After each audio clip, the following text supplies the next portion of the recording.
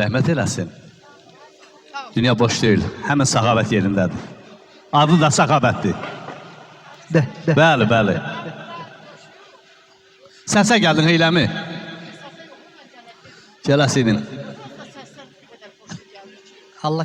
O səsdən kimi xoş gəlməz. Sağ ol, Allah sənə sağ eləsin. Allah razı olsun. Hörmətli qonaqlar, Səxavət Lasının başını dəstəkləməsinizdən xahiş edirəm xanəndər